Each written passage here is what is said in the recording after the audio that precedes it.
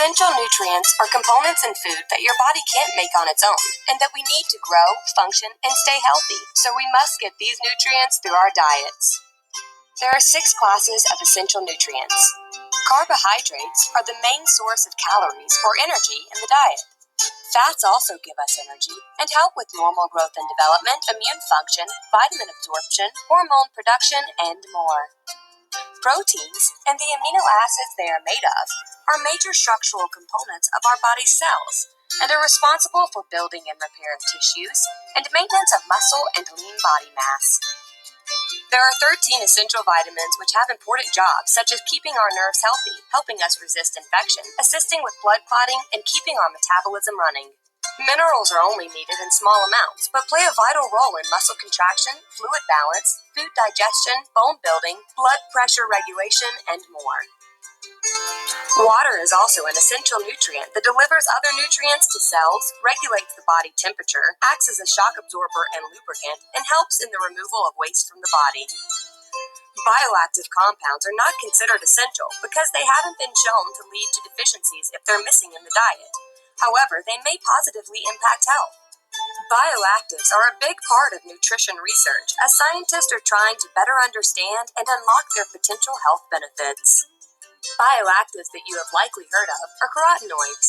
These colorful plant pigments found in bright red, yellow, and orange fruits and vegetables act as powerful antioxidants and may help prevent some types of cancer and heart disease, reduce the risk of eye disease, enhance the immune system, and more. Resveratrol is another bioactive found in the skin of grapes, blueberries, raspberries, and mulberries that may reduce the risk of heart disease. Flavonols are a part of the flavonoid family that are found in tea, red wine, and cocoa and may positively influence our cardiovascular health. Phytosterols are steroid compounds in plants that may lower cholesterol and improve cardiovascular health. Phytoestrogens, found in many plants including soy and other legumes, are also being studied for their potential in reducing the risk of breast cancer. Healthy eating is important at every age, but the amount of nutrients we need and our body's ability to process them can change over time and depend on your personal health status. Welcome everyone. So we are now on chapter 14, Introduction to Nutrition. So this is where we as culinarians have a responsibility to have a greater understanding so that we can guide our customers, whether our customers are in a restaurant, if they're in a hotel, if they're in a nursing home. Everyone has different needs from what they are eating, and so we have to have at least a basic knowledge so that we can guide people in the right direction to what they need. So the importance of nutrition. So this is looking into the building blocks of what keeps us alive and healthy and thriving. So our food provides nutrients which provide energy, gives us the building blocks to build and repair cells, and also helps to keep lots of different functions working in our body so that we can live a healthy life. So nutrition, which is what we're doing now, is the study of the nutrients in the food and how they nourish our body, how they assist our body to do what it needs to do every day. So nutrients are the components of the food, and they're needed for our body to function correctly. They help us to digest the food, to absorb the nutrition from the food, and to transport that nutrition throughout our body to every single cell which requires it. It's to help us build and maintain our body, and it's in everything that we eat and drink. So something which you don't really think of in this country is malnutrition. The fact is that we have a lot of people in this country who are malnourished, and we're going to get more into detail on these things. But the fact is, you can be very overweight, you can be very healthy looking, but you can be malnourished in some sort of ways. So basically it's when you have some kind of unhealthy condition where you lack some of the nutrients which are required to keep your body healthy. Some of these things may not become evident immediately. It may be over the course of several years where you're being malnourished in certain different elements where it can start to have a bad effect on your body. So we need to have a balance of nutrition. to make sure that we are receiving all of the nutrients that we need, because this can lead to decrease in our energy, developmental problems, decreased focus, long-term disease, and eventually it can be death. So when we're looking at our knowledge level, we have to have knowledge so that we can provide balanced, nutritious menu options in what we're offering in whichever outlet we're working in. When we're making healthy claims, we need to be able to understand and know that they're true. So we need to know that if we're claiming something to be low calorie, heart healthy, low fat, high fiber, low sodium, that we understand what that is and what that means so that we truly are offering that. So the importance of nutrition. So we sometimes will need to make some operational adjustments in our kitchen to be able to produce this healthful food. We may need to rebalance some different processes that we do.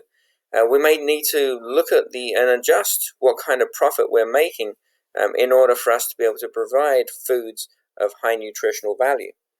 And we have to be able to understand and stay current with what's going on with current nutritional needs. Even though, yes, having a balanced, healthy lifestyle and healthy diet is important and really doesn't dramatically change from day to day, the fact is that advice from nutritionists and from doctors and from the government does change over time as we understand more and more what's good for us and what is less good for us, or sometimes just varying the quantities that we consume. Just things like understanding having a gluten-free diet for some is necessary if you have celiac disease, where it's you have very bad adverse reactions to gluten.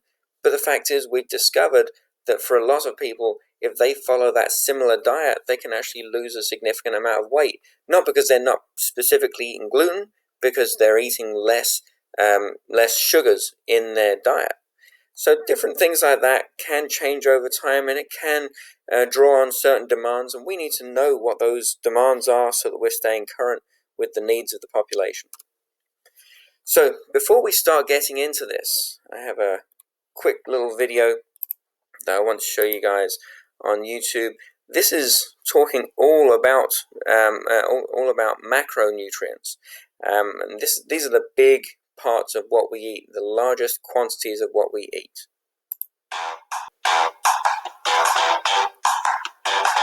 What are macros? When you are new to the journey and are trying to immerse yourself, it can be pretty intimidating as it is. You're doing your research, you're watching videos, it is so much information to take in and process, and then you hear people blabbing about macros like it's a common word.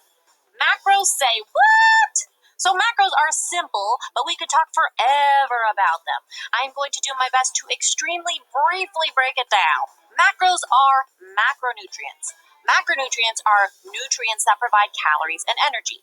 Macro means large, so macronutrients are nutrients that are needed in large amounts. The three macronutrients are carbohydrates, protein, and fat.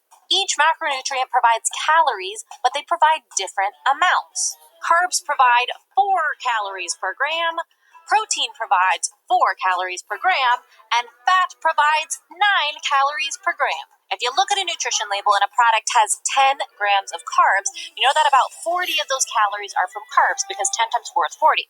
It doesn't always work out exactly, but it should be close. So you will find quickly that channeling your middle school math teacher will be useful in the nutrition world. Let's tackle the biggest category and my favorite category first: carbohydrates. Thumbs up if you're a carbs fan. So carbs are used as fuel and energy. They're mainly found in fruits, vegetables, starchy foods like grains and potatoes, beans, and those are healthy examples of carbs. So why do carbs get a bad reputation? Not all carbs are created equal. Without getting too detailed, it is important to understand that there are simple and complex carbs, and even within those categories, they aren't all the same. Simple carbs are made up of just 1 or 2 sugar molecules. They are the quickest source of energy, and they are easy to digest. So table sugar, honey, syrup, candy, and fruit, That's where it gets confusing. Most simple carbs aren't things we want to make a bulk part of our diet, but fruit is, and we shouldn't be afraid of the sugar in fruit. Complex carbs are made of a string of sugar molecules, and those take more time to digest because of the fiber. And they also offer vitamins and minerals. Greens, whole grains, oats, starchy vegetables like potatoes, corn. Did I already say beans? Lentils. So what to take from this macro-wise is that there are different kinds of carbs, and we need both, but we want to make sure we're getting the most food for fuel types of carbs. And within carbs, there are sugar and fiber, which is why you see them indented beneath the carbs on a nutrition label. A lot of people don't realize that sugar and fiber are carbohydrates. Now, also, you do need large amounts of fiber to function properly. And remember, macro means large. Very good. So a lot of times people think fiber is a macronutrient, but fiber is something that your body actually can't break down and use for energy, so it doesn't technically qualify as a macronutrient. Got a little bit technical there. Moving on to protein. Protein is a part of a balanced diet. It helps with growth, immune functions, preserving lean muscle mass. It is found in meats, poultry, fish, cheese, milk, less amounts in fruits and vegetables. When we eat these foods, our body breaks down the protein that they contain into amino acids, which are essentially the building blocks of proteins. Some of these amino acids are essential, which means we need them from our diet, and some are non-essential, meaning our body can make them on its own. Protein from animal sources has all essential amino acids, and most plant-based sources of protein do not. Most, not all. That doesn't mean that you need animal products to get all of the essential amino acids, but it is an easier way to do it. This is not a video to tell you to eat or not eat meat. I'm just giving you the facts. And let's move on to fat. So fat also gets a bad rep, but we do need it.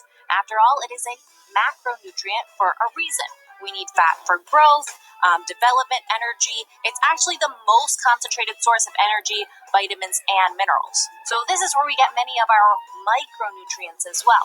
It's also good for cushioning organs, maintaining cell membranes, blah, blah, blah, blah. Fat is found in meat, poultry, nuts, milk, oils, fish, grains. Again, there are a few different breakdowns here. We have saturated, unsaturated, and trans fats. Now, trans fats are the ones we want to pretty much avoid completely. Some animal products contain naturally occurring trans fat, but most trans fat is formed through hydrogenated oils. So, baked goods, snacks, fried foods, doughs, margarines, these all often include trans fats. And if it says trans fat on the label, then you really want to have it not be a part of your regular diet. Saturated fats are also found in animal products, and we want to limit our intake, but they are not nearly as bad as trans fats. Both trans and saturated are the fats we're always hearing about that can lead to heart disease and raise cholesterol if we consume too much. Unsaturated fats are what we always hear as healthy fats. They're found in olive oil, avocado, nuts, seeds. These are shown to decrease the risk of heart disease, but we still need to be aware of our overall consumption.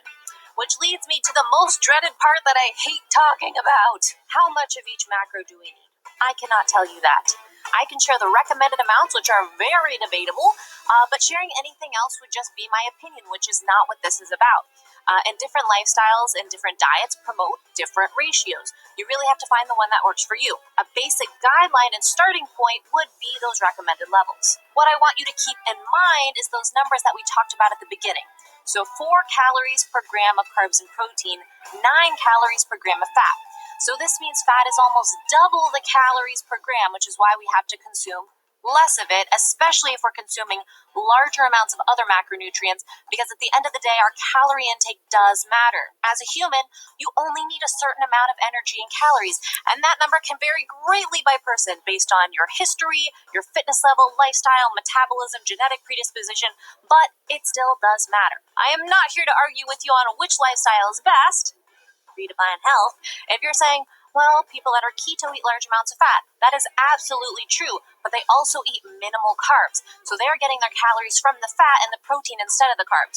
All of these different lifestyles can work for different people, but everyone who has found success on them has some sort of balance with their macronutrients that allows them to eat that certain amount of calories. So there is no high protein, high carb, high fat diet that works that I know of. Also, I want to know which macronutrient is your favorite to eat, carbs protein, or fat. I hope you learned something about the basic breakdown of macros. If so, please give this video a thumbs up. I don't want to tell you how much to eat, and I don't want you to be consumed with eating a certain amount of calories or tracking your macros, unless, of course, that's something you want to try. But understanding what the macros are will help you make better choices as you learn more on your journey. I know I personally have changed my mind many times on my journey as I learn more and test out my body to see what works for me. I've tried higher fat, lower fat, higher carbs, higher protein. It's going to be different for everyone, and that's okay. Okay, and so looking at all of the different nutrients that we need. So we're looking at 6 different categories. So carbohydrates, lipids, which are fats, proteins, vitamins, minerals, and water. So these are all in correct balance, necessary for good health. They work as a team. They all work together, and they all have essential roles. We cannot take away any one of these and remain healthy. So let's start breaking these down. So fiber, as we looked at in the video right there, fiber is not something that we as human beings can digest, but it is a vital nutrient that we need. The idea is that basically as it's passing through our body, it's almost like a scrubber that's actually scrubbing through and cleaning our gastrointestinal system as we go, and it keeps moving food through. It adds bulk to food to move it through our digestive tract to keep it healthy as well. Fiber is found in plant foods, and especially in whole grains, fruits, vegetables, nuts, and legumes. So now just to throw in there, it wouldn't be in things like fruit juice, because that's actually had the fiber removed as it's been processed, but we're talking about whole fruit, generally, particularly in the skin of a lot of different fruits and vegetables. Then we look at phytochemicals. So phytochemicals are incredible for our body. And so phytochemicals are what will help our body to fight against and prevent diseases like cancers. And so this can include certain things like blueberries. Generally, most of these items can be identified by their bright colors. In fact, most berries, if you're looking at strawberries, blueberries, blackberries, when you see these bright, vibrant colors, that's where you're seeing those phytochemicals. So let's look at carbohydrates. So carbohydrates are our body's main source for immediate energy. They use protein and fat. It helps us to use protein and fat efficiently. And it's also generally found in sugars, starch, and fiber. Those are the 3 main building blocks, the main forms that we find it in. So in each calorie, and you notice on the slide here it says 4 kilocalories per gram. A kilocalorie, just so you know, is generally just called a calorie. So if someone says that candy bar has 200 calories, the technical name is actually a kilocalorie. But for our purposes, generally in society, we just call it a calorie. But anyway, so for carbohydrates, they generally have right about 4 calories per gram of carbohydrates. And it's the unit of energy, a unit of measure to calculate the energy in that gram of food. And so that's important for us to understand because as we were looking at with the previous video, we need to understand how many calories we generally burn because different people, depending on their lifestyle, their jobs, depends on how much energy they will burn in any given day. If we're consuming significantly more every day than we are burning, then obviously that's going to mean our body will produce excess amounts of fat, and we will get ourselves into a position where we're overweight. So that's an important thing that we need to be able to make sure we can keep an eye on. So different sources of carbohydrates. So as we can see here, we've got things like potatoes and tubers. We've got different cereals coming from different types of grains. We've got things like honey and sugar. We have things like pastas, rice, and breads. So carbohydrates, as we mentioned, come in 2 separate types. These are simple carbohydrates. Those are single saccharides and disaccharides. And then we have complex carbohydrates, which are polysaccharides. So these have different chemical structures by nature. Simple saccharides or simple carbohydrates are much easier for our bodies to be able to break down. So they contain one or two sugars, which means one or two molecules of sugar which combine together. This means that all that our body needs to do is break either one or two down into one single, so that way our body can absorb it. In fact, if we have something like table sugar, which is a single saccharide, a very simple sugar, a very simple carbohydrate, by the time it hits your stomach lining, it is small enough it can actually go directly through your stomach lining and into your bloodstream. So that's what can give you kind of that sugar rush when you eat a candy bar, or if you have some sweet tea that has some sugar in it. It can literally, that sugar can get to your bloodstream and give you that sugar rush within a couple of minutes. So this can be found in things like fruit, milk, so fruit has fructose, milk has lactose, and then molasses and honey, those are either glucose or fructose. They're all simple sugars. They're digested and absorbed extremely quickly. It gives you a quick but short burst of energy. So glucose is in simple sugar.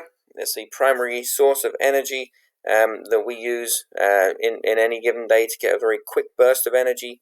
It can feed our brain and our nervous system, and it comes from fruits, vegetables, and honey. So carbohydrates are then controlled by our body by using hormones. So we have chemical messengers, which are called hormones, which are produced by our body, and they help us to regulate the digestion and the movement of this energy source. So we have insulin, which is produced by our pancreas, and that allows the glucose to travel to every cell in our body. One problem that we can have is with diabetes, and that's where we can't control the amount of insulin. We can't produce enough insulin to actually control that sugar, and that sugar can actually become a toxic problem in our bloodstream. So then looking at complex carbohydrates. So these are polysaccharides is another way that they're called, but this is where there's lots of chains of glucose or of sugars that are combined together, so it makes it much harder for your body to break it down. So this means that it takes longer to digest, so it takes more energy to digest it, so you burn more calories just to digest it, and it's going to give much longer lasting energy because it takes your body more time to break it down. This is found in things like bread, cereal, pasta, rice. Any of those starchy kinds of foods are generally more complex carbohydrates, and especially if they are whole grain, because that makes it even harder for your body to actually break them down. So with these starchy type of complex carbohydrates found in pasta, rice, bread, and bananas, we also generally find fiber that's attached to them as well. So that can't be digested, as I mentioned. That's found in the bran of different types of cereals. That's the husk, the outside of maybe that wheat that gives you the whole wheat flour. That makes it harder for your body to digest that food and longer, giving you longer energy. Legumes like beans, fruit, vegetables, and whole grains. So we have two different forms of fiber. So we have soluble fiber. This is fiber which will easily dissolve in water. It's going to make you feel full for longer, and also it slows down the release of sugar into your blood. So that means that again it's going to give you that extended energy. So soluble fiber in your diet has actually been found to help you lower your cholesterol levels as well, which is a huge thing to maintain health as well. Now, insoluble fiber, that's what we generally call roughage. That's in different products where there is a lot more fiber involved. So that can be in certain different types of cabbages, lettuces, things that have a much more fibrous texture to them. This is something that your body isn't going to be able to digest, but it's also just going to literally move through your digestive tract, cleaning it as it goes, almost like a scrubbing brush. Okay, so let's look at fats, or lipids as we call them. So these have a group of molecules which include fats, oils, waxes, steroids, and other compounds. So generally, lipids are extremely concentrated in calories, in energy. So we generally will get 9 calories of energy from 1 gram of a fat. So that's compared to a carbohydrate where we're only getting 4. We get less than half the amount of energy from that same gram of carbohydrate as we do 9 calories per gram with fats. So again, we have to bear in mind, if we're consuming a lot of fats, we're consuming a lot more calories. So when we look at fats, we generally will term things as a fat if it's solid at room temperature. Most fats come from animals.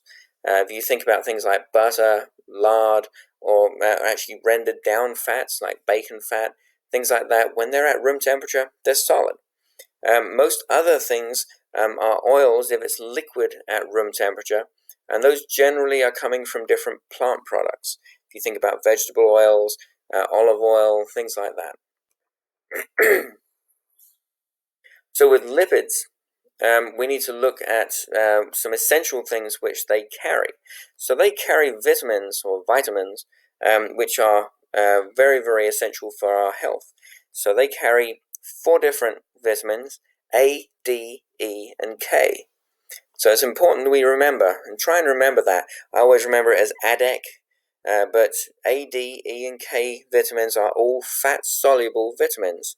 And so most fat products will contain some of those vitamins in them. So fats help to cushion our body's vital organs. So our heart, our liver, our kidneys, things like that, they need protection. And so our body will actually purposely make a layer, a cushion of fat around those different vital organs to protect them. It also helps to protect our body from extreme temperatures. It can provide reserve supplies of energy. So if for some reason we don't have enough food to consume for a day or 2 or 3, our bodies will actually start to digest the fats which our bodies will naturally store. So fats also provide some incredibly healthful essential fatty acids known as omega-3 fatty acids and omega-6 fatty acids. When they're consumed in the right quantities, they can help us to regulate our bodies extremely well. These types of fatty acids, there are 3 types of fatty acids. There are saturated fatty acids, monounsaturated fatty acids, and polyunsaturated fatty acids. So saturated fatty acids cannot be broken down in the body, and they tend to collect, and they can cause different health issues. This is where we have to make sure we're restricting the volume of saturated fatty acids in our diet. They tend to be solid at room temperature. They're animal products, seafood, poultry, meats, especially red meats, is a big area where we find these saturated fatty acids. Polyunsaturated and monounsaturated fats generally tend to be healthier. They're liquid at room temperature. They can be vegetable oils, things like peanuts, olives, and avocados. So let's look at these 3 different types. So saturated fats we generally get from meats, poultry, fish, dairy products, butter, lard, palm oil, palm kernel oil, and coconut oil. Monounsaturated fats, we generally get those from peanuts, avocados, olives, canola, and nut oils. And then polyunsaturated fats, we get those from safflower and sunflower, soybean, corn, cottonseed, and sesame oils and fish oils. So these essential fatty acids help us to regulate vital body functions. They help us to regulate our blood pressure, the muscle contraction, blood clotting, immune responses, normal growth when you're still growing, healthy skin, and healthy body cells. So oxidation can occur. It's a chemical process, and it causes unsaturated fats to spoil. Then heat, salt, and moisture can be a factor to these as well. We have to make sure that we store fats and oils in tightly closed containers, preferably either in a refrigerator or in a cool, dark place. So cholesterol. Cholesterol is definitely getting a bad rap, but for good reason. We have to be very aware of exactly how much we control the cholesterol in our body. So our bodies produce cholesterol. When you look on a packet on the side of a packet of any kind of food, it will tell you how much cholesterol's in that food. However, the largest amount of cholesterol which will be in your body is a product that's made by your liver. So it's a white, waxy, fairly hard substance. They can be fairly sticky as well. There are different types of cholesterol. And now, unfortunately, they can start to collect up in your blood vessels, in your veins, and in your arteries. And this can be a significant problem. It can restrict the blood flow in your body, and it can cause some huge damage and problems to your health as life goes on. So we have to make sure that we protect ourselves and that we're controlling all of these as well. So it's generally only found in animal foods, things like egg yolks, dairy products, meat, red meat, poultry, seafood, liver, and other types of organ meat. It's generally found in there. And then high levels of cholesterol are linked directly to heart disease. So trans fatty acids, as was mentioned in the video, this is something that we need to just eliminate altogether as far as we possibly can. So this is generally happens when you take liquid fats, liquid oils, and you make them into a solid. This is done through hydrogenation, where you're literally you're adding hydrogen to that fat. It completely alters the physical properties of that fat. It helps it to stay fresher for longer. It helps to increase the smoking point. So you can have some hydrogenated fats that we can use in deep fryers because it helps to increase the smoking point, so it's a safer oil to fry with. However, it's not healthful for us to be able to consume. So we have to be very careful, and this is generally in a lot of foods which have been heavily processed. So that's something we need to keep an eye on and eliminate as much as possible. So now we're looking at proteins. So proteins give a great energy supply to our body.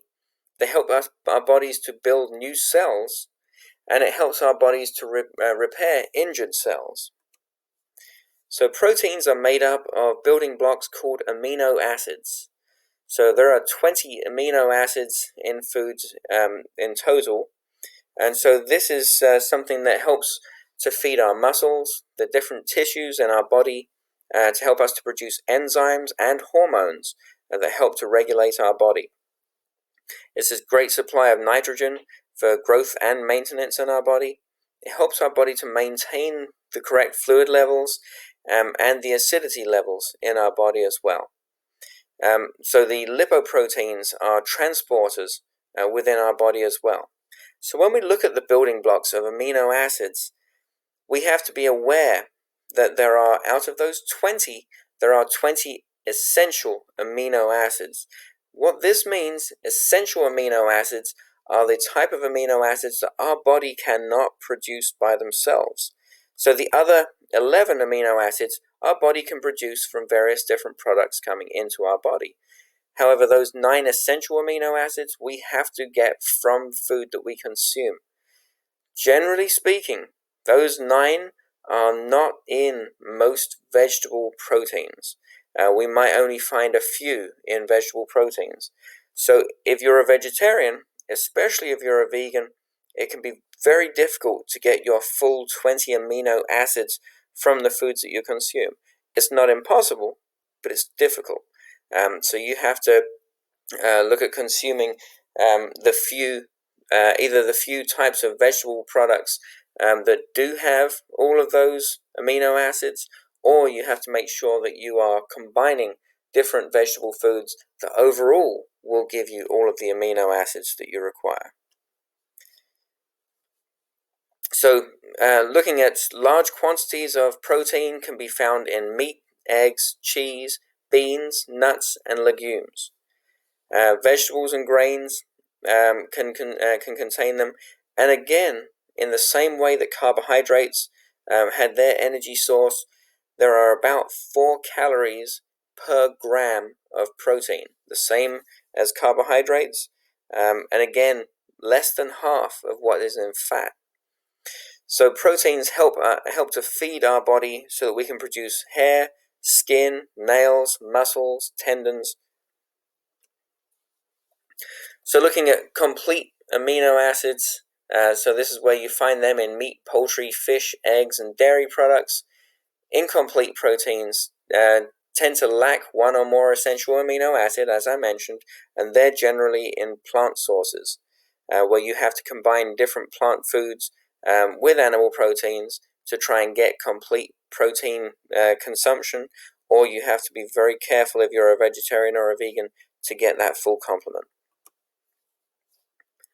So complete proteins are 2 or more incomplete protein sources, as I mentioned, or they provide all the essential amino acids. So things like macaroni and cheese. So in the protein which is in the macaroni itself, in the pasta itself, being gluten, and then with the cheese that you put into the macaroni and cheese, that can give you the complete protein. Beans and rice separately don't necessarily have all of the amino acids, but both together have all the amino acids that you require. So now, let's take a quick look at another video that's specific to do with vitamins and minerals.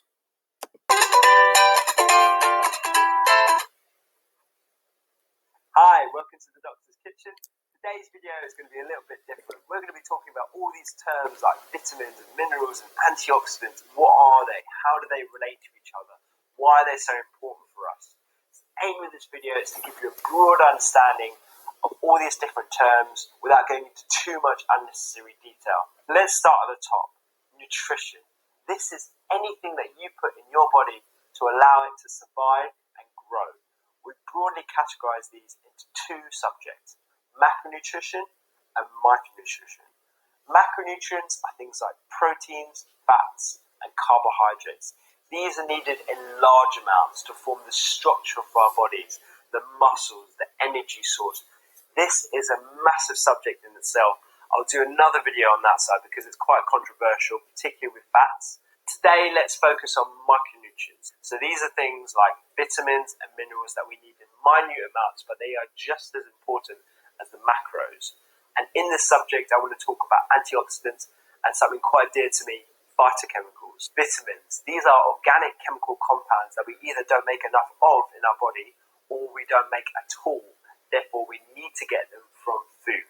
What causes some confusion about vitamins is that a vitamin doesn't necessarily mean a specific molecule. The term vitamin actually means any chemical compound that has that certain vitamin activity in the body. So let me give you an example. Vitamin A is required for immune function, fetal development, eyesight, but we can get vitamin A activity from different sources in our diet. We get beta-carotene from plant sources, that has vitamin A activity.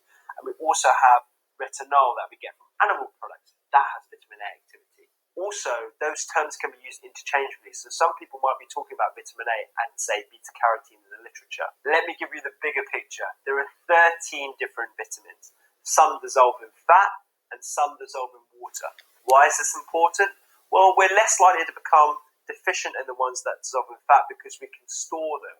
Whereas the ones in water, we excrete in our urine on a daily basis. So we need to replenish them more often. These 13 different vitamins are involved in a whole host of functions in our body, including enzyme activation, collagen production, antioxidant function that we'll talk about a bit later.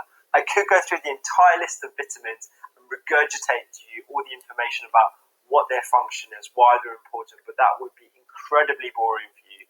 What I've done is attach some really good evidence-based links that I use all the time about the function of vitamins and their new uses as well in medicine. What I like to do in my videos is, as we use ingredients with certain vitamins, I talk about their functions as we go along and the new research behind them. Minerals, where vitamins are organic chemical compounds, minerals are chemical elements, so they're less likely to be degraded by things like cooking and boiling. Again, they fit the same criteria. We need to assimilate them from our diet based on the amount that the body requires. We divide these into major and trace minerals. These minerals, again, have a multitude of functions, including water balance, blood cell production, cognitive benefits, blood sugar regulation. Again, I've attached some really good evidence-based links if you did want to find out a little bit more information about them. And we're constantly learning more about how they're important in disease prevention and disease treatment as well.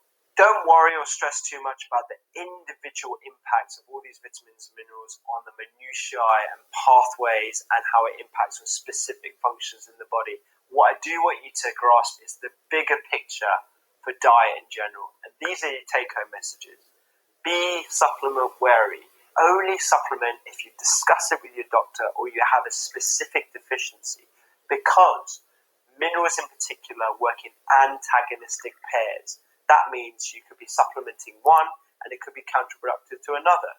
Calcium supplementation can reduce your magnesium. Zinc supplementation can reduce your copper. Without sounding too much like a hippie, there is synergism in nature. I'm much more of a fan of obtaining your vitamins and minerals from diet, because in nature these micronutrients are presented alongside their synergistic partners. Also, unless you're literally eating bucket loads of vegetables and fruit, you're very unlikely to cause a toxicity of these vitamins and minerals, which can happen with supplementation.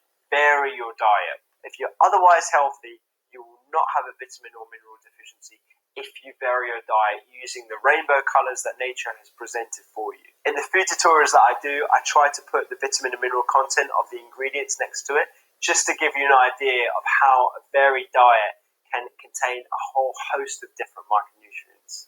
The internet is a soup of information with lack of clarity, so I hope this little section has given you the backbone of information on micronutrients that you can now add to. If you have any specific questions about conditions or medications that you're on and how diet may impact on that, I strongly recommend you go see your doctor. And if I happen to be that person, then come and speak to me. I really hope you enjoy watching this video and subscribe to the channel. Okay, that was great. So let's look specifically at vitamins. So they are chemical compounds found in food. This is when our body makes insufficient amounts or doesn't make any at all that we need to consume. They help our body to regulate metabolic processes. They help with digestion and absorption. So you have synergistic items. Things like vitamin D can help us to absorb calcium, both of which help us to grow stronger bones. They help with growth, reproduction, and body maintenance. They help carbohydrates, proteins, fats, and minerals to work properly in our body. They can be triggers for body functions, and they do not provide energy to our body where we're consuming them in such small amounts. They do help our body to use energy from our macronutrients. So let's look at, we have two different types of vitamins, and this is very important that you recall these. So we have water-soluble vitamins, and that means that they will be held in water content and that they can be dissolved in water.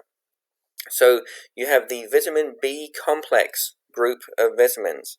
So there is not one single vitamin B. There is a complex of different vitamins that make up all of the B vitamins. So we have them listed out on here, including thiamine, riboflavin, niacin, and so on and so forth. So they all each have their own B number as well. So you might see on the side of a container of breakfast cereal that might be fortified with some B vitamins. You might have vitamin B6 and vitamin B12 in there. They may not even list the specific name of that vitamin, but they may just list its B number instead. but these can be found in fortified cereals, breakfast cereals, breads, legumes, and animal products. And then vitamin C is quite often found in things like citrus fruits, oranges, grapefruits. These all contain large amounts of vitamin C that are very good for us. Now, just be aware that these water-soluble vitamins are destroyed by heat. They're not killed because they're not alive, but they are destroyed. Their ability to give us that great nutrition is destroyed by heat. That's why when I make fruit roll-ups, I make sure that I don't heat them too high. I just want to dry the fruit content that's in a fruit roll-up. I don't want to destroy the vitamin C content that's in there. Because these items are water-soluble, they pass through our body. If we have too much of any of the B or the C vitamins, then they will just pass straight through our bodies. Our body will only consume what it needs and absorb what it needs. But the problem with that is that we need to have this in our diet every single day. Otherwise, our body will become deficient in B and C vitamins very, very quickly. So then we look at the other type of vitamins, are fat-soluble vitamins. These are vitamins that we find in fats and that are dissolved in fats. So that's A, D, E, and K, ADEC, remember those. And so these are found in foods containing fats. They're in green vegetables, and they're stored in our liver and in our body fat as well. So let's look and see, where do we find vitamin C is in things like citrus fruits, peppers, strawberries, tomatoes, potatoes. And then when we look at vitamin B1, we find those in whole grains, enriched products, fortified products like cereals, nuts, legumes, and pork. Riboflavin is B2, which is found in whole or enriched grains, milk, and milk products. Niacin is B3, that's whole grains, enriched products, nuts, milk, eggs, meat, poultry, and fish. And then we have vitamin B5, which is found in most foods. It's one of the most abundant of all vitamins around. B6 is found in green vegetables, fruits, whole grains, meats, fish, and poultry. Biotin, B7, is found in most foods as well. Biotin is a very available vitamin. And then folate, B9, or folic acid, as it's also known, is in green leafy vegetables, legumes, seeds, and enriched products like breakfast cereals and liver. So then looking at the fat-soluble vitamins, where do we find those? So vitamin A is found in dark orange and green vegetables, so looking at peppers, things like that. And then sweet potatoes, mangoes, fortified milk, and dairy products, liver, and eggs. Vitamin D is found in fortified milk, fatty fish, and some fish liver, oils, and in eggs. Vitamin E is found in green leafy vegetables, nuts, peanut butter, seeds, vegetable oils, wheat germ, whole grains, and in some fish. And then vitamin K is found in green leafy vegetables. Minimal amounts are also found in liver and in eggs. So you may have noticed a kind of a thing going along here. One of the biggest ways that you find a lot of these vitamins is in things like green leafy vegetables, and in a lot of these bright, vibrant fruits and vegetables especially. There's a reason for that, and there's a reason why in nature, when we look at the rainbow of colors, the darker the colors that you see, generally the higher concentration of these vitamins. So let's look at minerals. So minerals are chemical substances that occur naturally in different foods. They're very important for our good health. They help our body functions and our structures to maintain strength. And you can find them in major amounts or in trace amounts as we're consuming. So some of the major minerals include things like calcium, potassium, sodium, and magnesium. Now, whilst we talk about these as being major minerals, we're still not consuming these in the same way we are macronutrients like proteins, carbohydrates. We're still consuming them on a fairly small basis. But then you have these synergistic uses in things like calcium and phosphorus help us to build strong bones and teeth. Potassium and sodium together help to maintain the body's water balance. So then we have other trace minerals. So that includes things like iron, copper, zinc, and iodine. We only need literally trace amounts, tiny amounts of these to keep ourselves healthy. Now let's talk about water. I have one more video to show you. Water is essential for all of us. Let's take a look. Water is an essential nutrient for the body, as the body loses water through perspiration, breathing, bowel movements, and in urine. Water must be consumed regularly to maintain a sufficient level. Water has many vital functions in the body, including serving as a lubricant. Water is a main component of saliva, which helps moisten food, making it easier to swallow. Water also helps lubricate joints, reducing friction and inflammation. Water is important in body temperature regulation. When body heat rises, such as during strenuous activities, the body starts to sweat to cool itself, and sweat is made up almost entirely of water. Water is a major component of blood, which transports nutrients and helps remove waste substances from all parts of the body. Water helps keep tissues moist, such as the eyes, nose, and throat, enabling them to function properly. The kidneys and liver use water to remove toxins and other waste products. Water helps hydrate muscles, it helps soften stool, which can help reduce constipation, and it helps skin from drying and cracking. And I could go on and on and on. But as you can see, water is a vital nutrient for life. And those are the major functions of water in the body. So yes, water is an essential nutrient. We cannot live without it. Literally just a few days will go by and we would perish without water. Because 55 to 65% of our body is made up of water. It enables chemical reactions in our body to occur to keep us healthy and alive. So some important roles with water in our bodies is for digestion, for absorption of nutrients, transportation of nutrients, the elimination of waste from our body, the distribution of heat throughout our body. It helps to lubricate joints, and it helps to cushion different body tissues. So now let's take a look at some additives that we put in foods.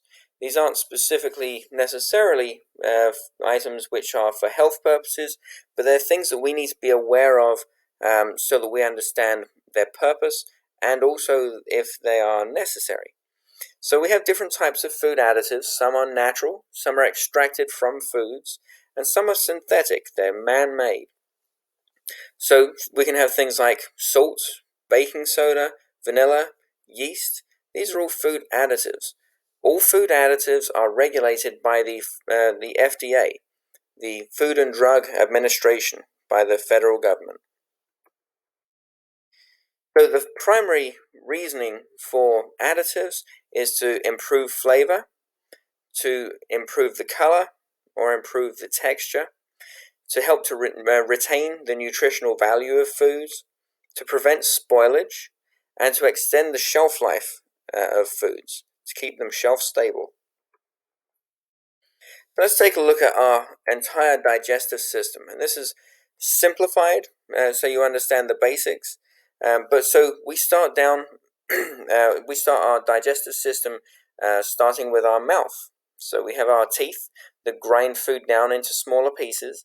That's mixed with saliva, and actually inside our saliva we have an enzyme, it's called amylase, and that actually helps to start breaking foods down. It then comes down to our stomach, so we're starting up here in our mouths, it comes down to our stomach, right here, and so inside our stomach produces lots of enzymes and acids, which helps to start to break down the food. So with the enzymes and the acids in there, that breaks the food down to what we call chyme, CHYME. So chyme is actually a semi-liquid product, which is now the food which has been broken down. It then moves its way down into our small intestine. The small intestine are the small tubes that you see that just go back and forth all the way throughout here. This is where the majority of digestion and absorption occurs. So most of our food is broken down in our small intestine, and most of the nutrients that we need from that food is removed from the food in our small intestine. It then goes into our large intestine, which is what wraps all the way around the outside here. The large intestine stores waste for elimination. That's what we make our poop with, right? But also it also helps to absorb the water into our body. It's only in the last part of digestion, when we actually during its time in the large intestine, when we absorb the water to give our bodies the water that we need to survive.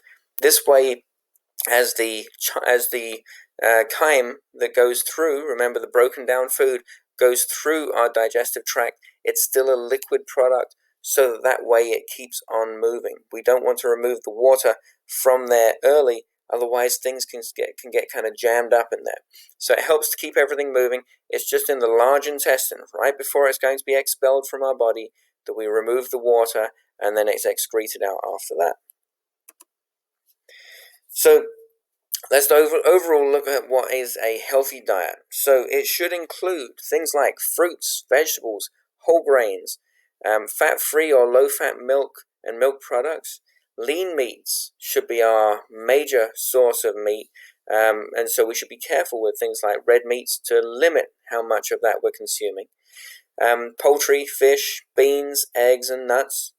And then small amounts of saturated fats, minimal amounts of trans fats, eliminated if possible, and then small amounts of cholesterol, salts, and other added sugars.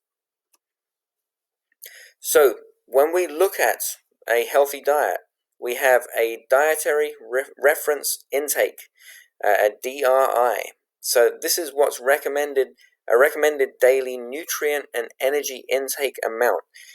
These are guided by the federal government and through science as to what is necessary for you in your body, depending on your age and your gender, as to what's going to satisfy what you require. So then we also have our recommended dietary allowances, our RDAs. So these are the daily nutrient standards that the US government has established to basically tell us what would keep us healthy and how much we should eat of these particular nutrients on a daily basis. It's to help us understand what we need each day, so that we're not just consuming a certain number of calories all just in chips, or all just in red meat, or all just in vegetables, to help us to understand what kind of spread, what kind of mix we need to make to keep ourselves healthy, depending on what your age and your gender is, as to how much how much of these items we need. And these are specifically used in protein, vitamins, and minerals. So we need to make sure we have adequate intakes, which are similar to RDAs, to identify the daily intake levels that we need. So adequate intakes are generally used on different products where we don't have enough information to set a recommended daily allowance of that product. So these are all published by the Department of Health and Human Services and the USDA. Science-based advice is what's used for people that are less than 2 years old to promote health and to reduce disease risk. Basically, all of this together is an ever-evolving thing as we discover and understand more about the human body. But in general, we now know what we require to stay healthy. So as I mentioned earlier, we do have problems with malnutrition, even in this country where most people don't go to bed hungry. But the fact is, people who consume more calories than they should can be malnourished, and that's important to understand. It's if you don't have enough of specific nutrients. So you may have plenty of protein, plenty of carbohydrates, plenty of fats, and you might be 20 pounds over your recommended weight.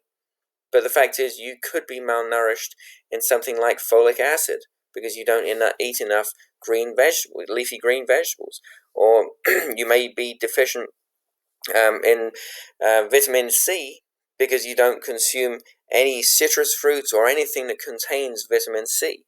So it's important that we have a good broad spectrum of foods in our diet to make sure that we are taking in all the various nutrition that we need so we aren't malnourished.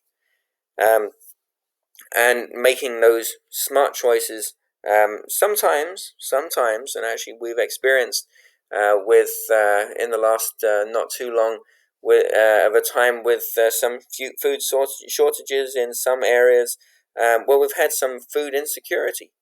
And so that can be kind of nerve-wracking, it can be kind of worrying, but the fact is, for us, this is something that happens very infrequently, and it's generally a very temporary thing. In other countries around the world where they're not as lucky to have such a great food system in place, then it can be that certain food products can just become unavailable for significant amounts of time.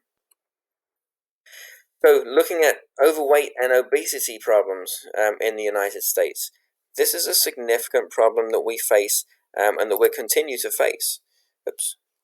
So this is something where, as you can see on the map here, if you start up at the light green side, this is where the majority of the population, less than 20% of the population is overweight or obese. So the majority of the population are very healthy. So, and so you can see there are some greens up on the East Coast here, looking over towards the West Coast and the Midwest. There are some areas which are fine. But then we go to the yellow states. You can see there are some more of those wrapping around the country as well. But then you see a very large proportion of our country is in the red area here. So that's where we have between 30 and 35% of our population is either overweight or obese. And so they are at significant increase likelihood of having disease and health problems, especially later in life. When you're young, you may not be afflicted by it. You may feel bulletproof. You may feel as though it's not a problem. But as life goes on, your body can be aged and can be damaged very quickly throughout life by not having these healthy diets that we can stick by. So some different diseases that we can have from either malnutrition or obesity. So one thing is osteoporosis. So osteoporosis is where your bones are gradually losing minerals. So we've talked about having calcium and vitamin D in milk. They work in a synergistic manner. They work together to actually help our body to absorb more of the calcium and more of the vitamin D that helps to make our bones stronger. If we are lacking in either of those, then we can have weaker bones. But this can also be caused by heredity as well, by your basically your family line, your family lineage, especially in Asians and in white women, Caucasian women tend to have problems with osteoporosis. But this can also just be if you have a lack of calcium and vitamin D in your diet. It can be a lack of exercise. You actually need that exercise. That pounding on your bones from having some exercise can be a good thing. It can actually help your body to have increased blood flow to actually help to feed your bones more where they need that. Being overweight in general can have a leaching problem on your bones. Smoking is a massive problem for your bones and will lead to leaching, is what it's called, where that vitamin D and calcium in your bones can be leached out, can be drawn out by your body from smoking, and can lead to very early osteoporosis problems. So we can help to prevent that. We can not smoke. We can maintain a good healthy body weight. We can have adequate sources of vitamin D and calcium in our diet. And we can exercise daily by doing all of these things that can minimize the risk of osteoporosis. Iron deficiency, or anemia as it's called, is a lack of iron in our blood. So if our diet has a very low amount of iron in it, then that can be a problem for our body when it's producing new blood cells and when it's using the blood cells to transport oxygen around our body. It can be an issue with absorption. We actually find it in meat, fortified grains, eggs, and milk, so it's fairly abundant in most people's diets. But if we do have a deficiency in iron, then it can cause weakness, irritability, headaches, pale skin, sensitivity to cold temperatures. This is particularly common in both women and in children. So it's something that people need to keep an eye on, and you may need to actually have some iron supplements if you can't maintain it in your diet to maintain that the healthy ability. But generally, most people can, with a healthy diet, maintain the iron levels that they need. The dental cavities. We don't necessarily think about health problems to do with dental, but dental can be a significant problem for some people. So tooth decay can be if you have a predisposition to cavities. Some people have very thin enamel naturally in their teeth, and that can cause cavities to occur very quickly. But more often than not, it's generally caused by high sugar levels in our diets, which can produce a lot of acid that can be attacking our teeth. And poor dental care as well. We need to be making sure we're brushing our teeth, flossing our teeth, mouthwashing our teeth, doing all the things we should, and regularly visiting a dentist for teeth cleanings and maintenance. That's one thing that I've discovered in life, is that if you have a dental problem, it doesn't get better. And it's not like if you have a scrape or a cut on your finger, but you keep it clean, you put a Band-Aid on it, a week or two later, you wouldn't even know it even happened. The fact is, if you have a tooth which is starting to decay, or if it gets chipped or damaged in any kind of way, it will not get better. And I always recommend to people, the earlier you can take care of your teeth, the better, because the longer you leave it, the more damage will occur, and the more likelihood that you're going to have some significant dental work done to get yourself back to where you need to be. So we can maintain our teeth as strong as possible for as long as possible. Hopefully you'll have your teeth all your life as long as you take good care of them. But we have fluoride treatments that we get when we go to the dentist for a cleaning. And also they fluoridate the water in this country as well to help to make sure that we have it in our diets. And also we can take fluoride supplements, especially if people live with well water and they're young and your body is growing teeth and bones. It's recommended to take a fluoride supplement for young people if they're drinking well water that's not fluoridated. And so we look at cardiovascular disease. So cardiovascular diseases, that's what affects the heart and blood vessels in our body. This is what is something that obviously can be a life-ending situation. So this is where we need to have that healthy, balanced, mixed diet to avoid things like hypertension, stroke, and heart attack. So risk factors for causing cardiovascular disease can be a sedentary lifestyle. So if you're sitting down a lot, if you're not exercising and moving and being active much in your life. Smoking, again, is a massive risk factor for cardiovascular disease. Being overweight and obese is a huge risk factor. High cholesterol levels can be a very large factor as well, putting a lot more strain on your heart and on your blood vessels. And then diets that are high in saturated or trans fats can give you a very high risk for cardiovascular disease. And diabetes can cause huge risk with this as well. So how do we eliminate or lower these risks? So if you do not smoke, or if you do, then give up. Eating a healthy, good, varied diet. Reduce your blood cholesterol levels, again through diet can be the best way of doing this. And lowering high blood pressure. That may mean lowering salt content in your diet. It can be meaning making changes in your life to lower your blood pressure. Being physically active every single day will help you to lower and strengthen your heart, strengthen your blood vessels, and lower your health risks. Maintaining a healthy weight and managing your diabetes and reducing your stress levels. So let's take a look at diabetes. We have two different types of diabetes, and in fact in the coming years you will probably hear more about type 3 diabetes too. But for right now, we're going to look at our type 1 and type 2. So type 1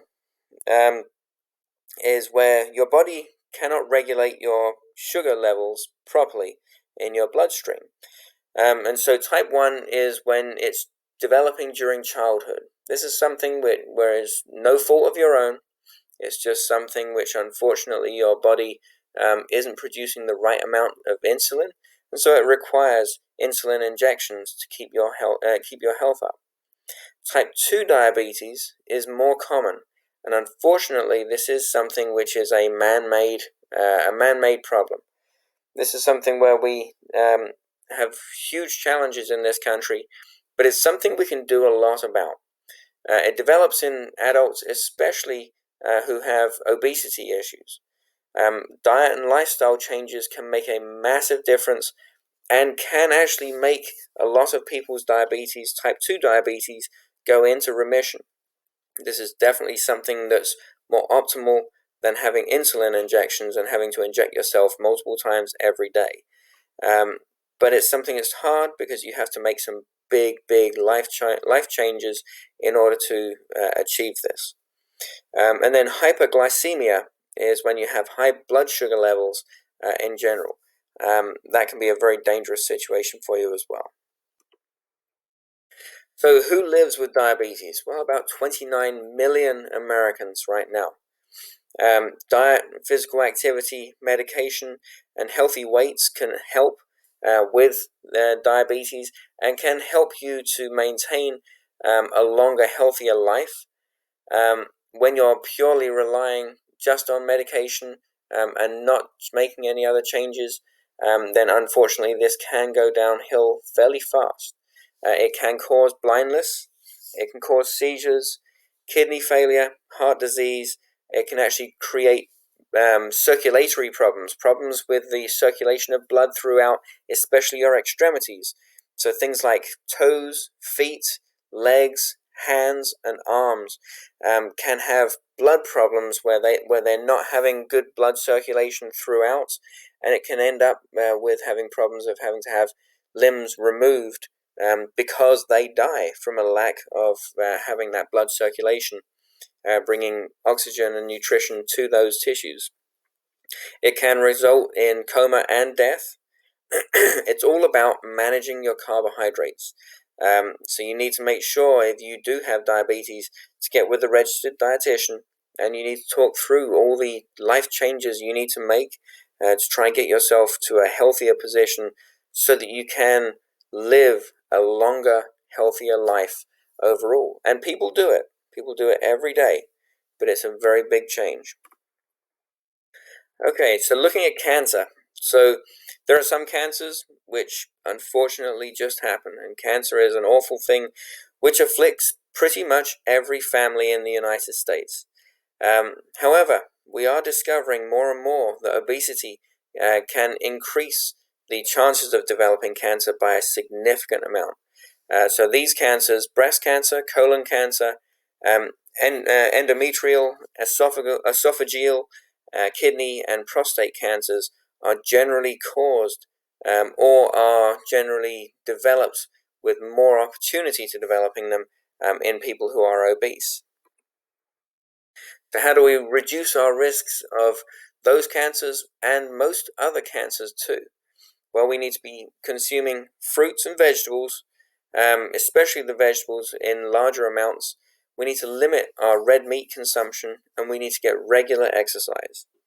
When we are battling cancer, this is a big challenge, but there are more and more doctors who are now recommending, and more cancer centers that are recommending, whilst you are battling cancer, It shouldn't just be the chemotherapy or the radiation therapy or whatever other type of cancer treatment you're having that should be just done by itself, but it should also be including proper nutrition, because your body itself can help to fight against cancer.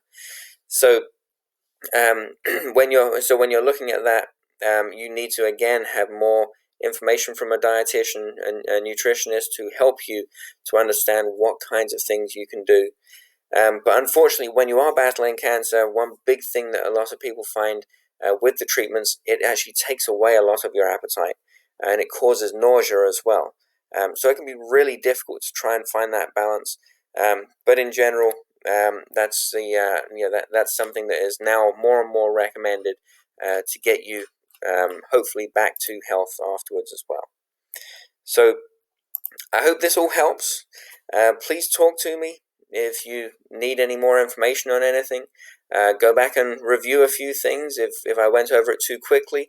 Ask questions, learn more. But the fact is, this is not just about you becoming a stronger culinarian to help others to eat well. This is about you getting more knowledge and more ability so that you can eat better and live a stronger, healthier life too. Thanks for listening.